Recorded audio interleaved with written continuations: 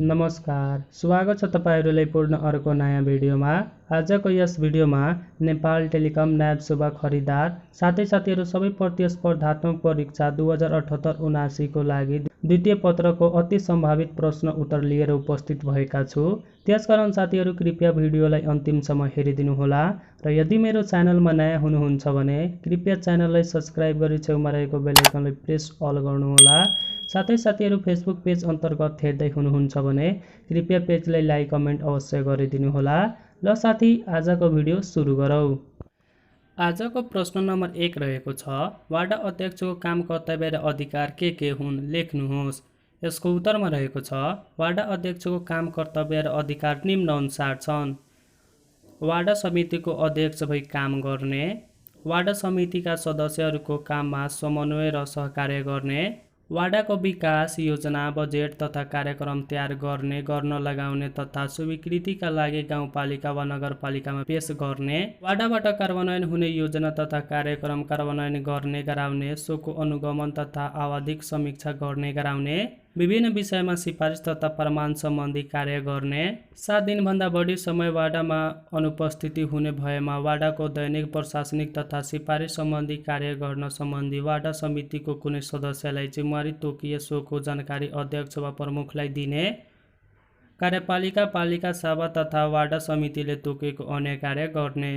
त्यसैगरी साथीहरु, यहाँ प्रश्न नम्बर 2 रहेको छ, भन्सार जाँच पास पछिको परीक्षण गर्ने, परियोजनाका लागि पैठारीकर्ताले सुरक्षित राख्नुपर्ने कागजात के हुन् उल्लेख गर्नुहोस्। यसको उत्तरमा रहेको छ साथीहरु, भन्सार जाँच पास पछिको परीक्षण गर्न परियोजनाका लागि पैठारीकर्ताले आफूले पैठारी गरेको मालवस्तुसँग सम्बन्धित त्यहाँ बमोजिमका विवरण एवं कागजात तयार गरी त्यस्तो मालवस्तु भन्सार जाँच पास भएका मितिले 4 वर्षसम्म सुरक्षित राख्नुपर्ने व्यवस्था छ।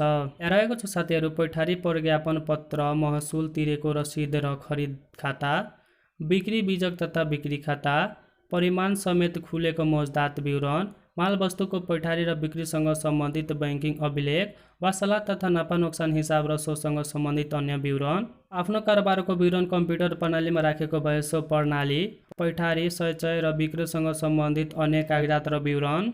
त्यसैगरी साथीहरु, यहाँ प्रश्न नम्बर 3 रहेको छ, दम पाएको ओहदा पाए भन्नाले भ्रष्टाचार निवारण ऐन 2059 बमोजिम के कस्तो सजाय हुने व्यवस्था छ।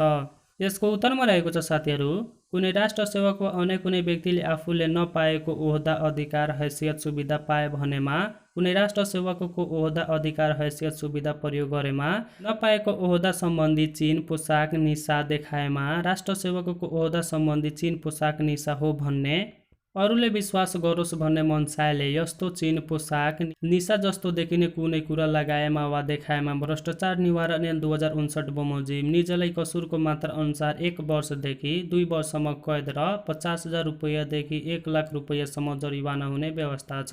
त्यसैगरी साथीहरु, यहाँ प्रश्न नम्बर 4 रहेको छ, के कस्ता कारोबारमा मूल्य अभिवृद्धि कर लगाउने व्यवस्था छ लेख्नुहोस्।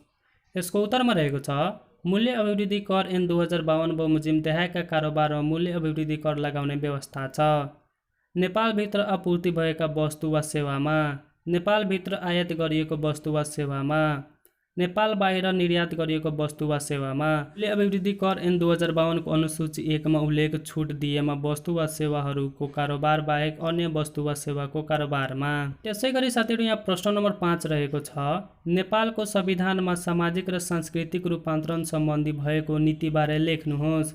यसको उत्तरमा रहेको छ, नेपालको संविधानको धारा 51 को ग मा सामाजिक र सांस्कृतिक रूपान्तरण सम्बन्धी नीतिको व्यवस्था छ, जसलाई निम्न अनुसार उल्लेख गर्न सकिन्छ। यहाँ रहेको छ साथीहरु, स्वास्थ्य र सभ्य संस्कृतिको विकास गरी सामाजिक सुसम्बन्धमा आधारित समाजको निर्माण गर्ने, ऐतिहासिक पुरातात्विक तथा सांस्कृतिक सम्पदाको संरक्षण प्रवर्धन र विकासका लागि अध्ययन अनुसन्धान उत्खनन तथा प्रचार प्रसार गर्ने, सामाजिक सांस्कृतिक तथा सेवामूलक कार्यमा स्थानीय समुदायको सृजनशीलताको प्रवर्धन र परिचालन गरी स्थानीय जनसहभागितामा अभिवृद्धि गर्दै सामुदायिक विकास गर्ने, राष्ट्रिय सम्पदाका रूपमा रहेका कला साहित्य र सङ्गीतको विकासमा जोड दिने, समाजमा विद्यमान धर्म प्रथा परम्परा नीति तथा संस्कारका नाममा हुने सबै प्रकारका विभेद असमानता शोषण र अन्यायको अन्त्य गर्ने, देशको सांस्कृतिक विविधता कायम राख्दै समानता एवं सह-अस्तित्वका आधारमा विभिन्न जात जाति र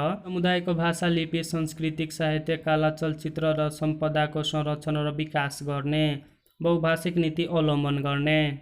त्यसैगरी साथीहरू यहाँ प्रश्न नम्बर 6 रहेको छ, सरकारी आर्थिक कारोबारको प्रतिवेदन प्रणाली सम्बन्धमा नेपालमा भएको व्यवस्थाबारे संक्षेपमा चर्चा गर्नुहोस्।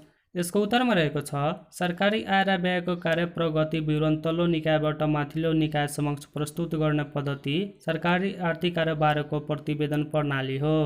नेपालमा आर्थिक कार्यविधि तथा वित्तीय उत्तरदायित्व ऐन 2076, नियमावली 2077, अन्तर सरकारी वित्तीय व्यवस्थापन ऐन 2074, सार्वजनिक खरिद ऐन 2063 र नियमावली 2064 लगायतका कानुनले सरकारी आर्थिक कारोबारको प्रतिवेदन प्रणालीलाई व्यवस्थित गरेका छन्, जस अनुसार मासिक, त्रिमासिक, चौमासिक एवं वार्षिक रूपमा कम्प्युटर प्रणाली मार्फत आर्थिक कारोबारको प्रतिवेदन तयार गरी तालुक निकायमा पेश गर्नुपर्ने, कार्यालयको सूचना पार्टी एवं वेबसाइट मार्फत सार्वजनिक गर्नुपर्ने व्यवस्था छ। आर्थिक कारोबारको अभिलेख र प्रतिवेदनको मासिक, चौमासिक रूपमा आन्तरिक लेखा परीक्षण र आर्थिक वर्ष समाप्तपछि अन्तिम लेखा परीक्षण गराई सोको विवरण समेत सार्वजनिक गर्नुपर्ने व्यवस्था छ। सरकारी आर्थिक कारोबारको प्रतिवेदन प्रणाली निम्न अनुसार छ। यहाँ रहेको छ साथीहरू, सङ्घ, प्रदेश र स्थानीय तहले आय र व्ययको लेखा परीक्षण गरी 15 दिनभित्र सोको विवरण सार्वजनिक गर्नुपर्ने।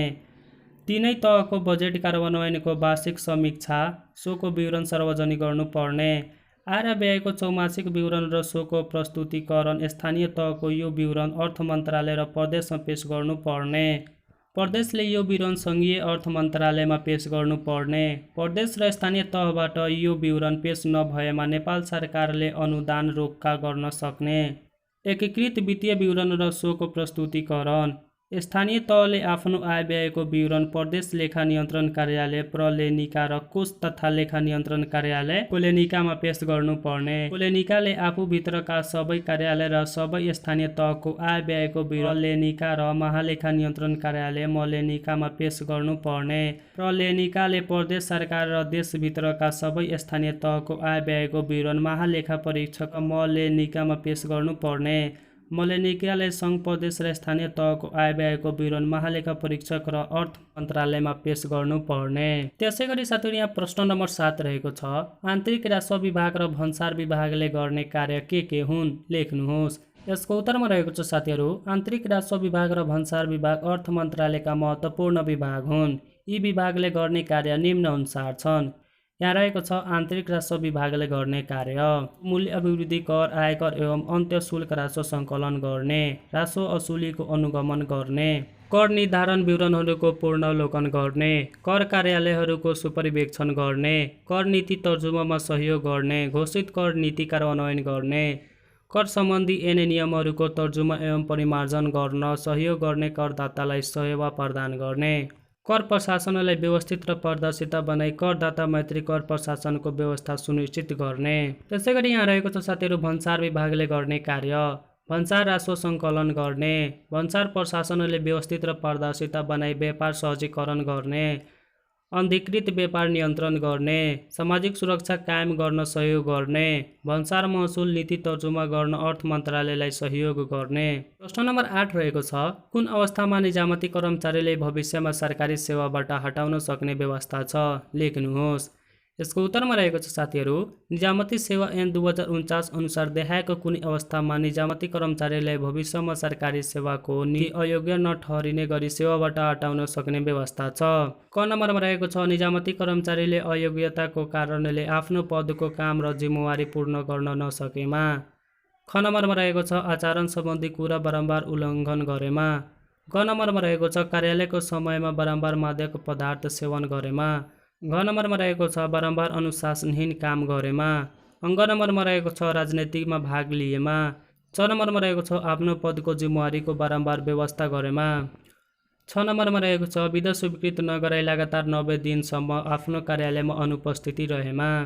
त्यसैगरी साथीहरू यहाँ प्रश्न नम्बर 9 रहेको छ, महालेखा परीक्षकले औचित्यको आधारमा परीक्षण गर्ने विषयहरू के हुन्, उल्लेख गर्नुहोस्। उत्तरमा रहेको छ, लेखा परीक्षण ऐन 2075 ले महालेखा परीक्षकले औचित्यको आधारमा परीक्षण गर्ने विषयको व्यवस्था गरेको छ, जसलाई निम्न अनुसार उल्लेख गर्न सकिन्छ।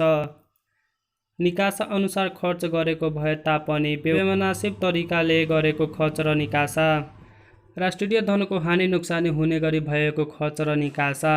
चल अचल राष्ट्रिय धन त्याग गर्ने गरी जारी गरिएको सबै निकाय सार्वजनिक निर्माण, मर्मत, सम्भार, खरिद तथा आपूर्ति, परामर्श सेवा सम्बन्धी ठेक्का र सम्झौता सेवा प्रवाह, सार्वजनिक खर्च, राजस्व परिचालन लगायत विविध आर्थिक कारोबार।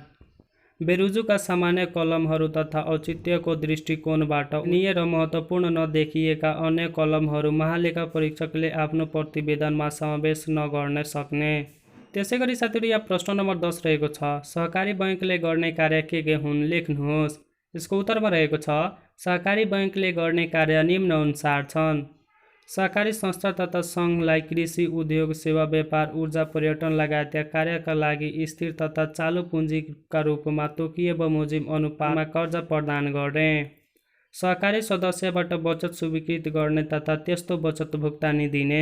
सहकारी क्षेत्रको विकास र प्रवर्धनका लागि सदस्य केन्द्रित भई सङ्घ संस्था, नेपाल सरकार, प्रदेश सरकारका निकायबाट तथा स्थानीय तहसँग सम्झौता गरी संयुक्त लगानी गर्ने। सहकारी सदस्य संस्था वा सङ्घहरूका तर्फबाट जमानत पत्र जारी गर्न, त्यस्तो जमानत पत्र बापत सुरक्षा, चल अचल सम्पत्ति, द्वितीय प्रवर्धन लिने तथा तेस्रो पक्षको सहमतिमा जेठा जमानत लिने।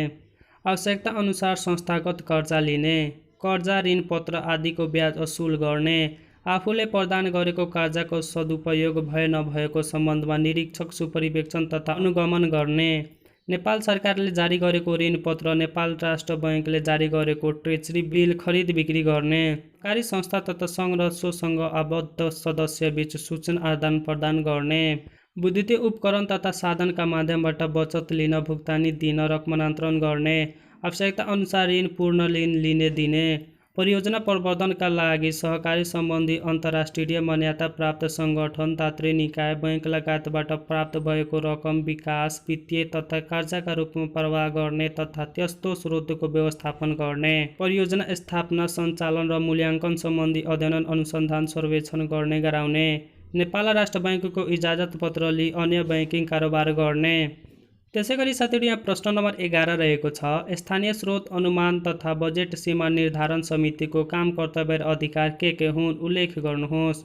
यसको उत्तरमा रहेको छ, गाउँपालिका तथा नगरपालिकामा प्राप्त हुने आन्तरिक आय, राजस्व, बाँडफाँडबाट प्राप्त हुने रकम, अनुदान, ऋण र अन्य आयको प्रक्षेपण र सोको सन्तुलित विवरणको खाका तथा बजेट सीमा निर्धारण गर्न गाउँपालिकाको अध्यक्ष तथा नगरपालिकाको प्रमुखको संयोजकमा प्रत्येक पालिकामा गठित स्रोत अनुमान तथा बजेट सीमा निर्धारण समितिको काम, कर्तव्य र अधिकार निम्न अनुसार छन्।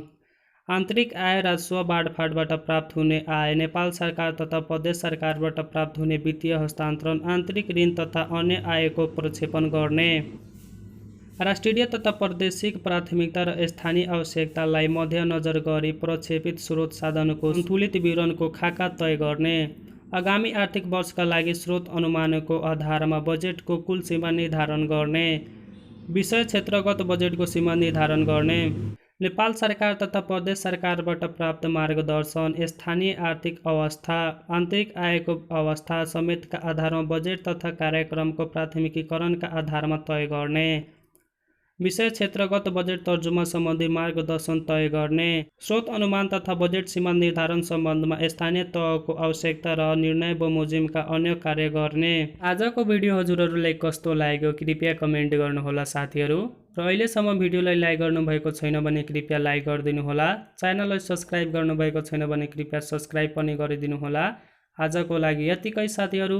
भिडियो अन्तिमसम्म हेर्नुभएकोमा धन्यवाद।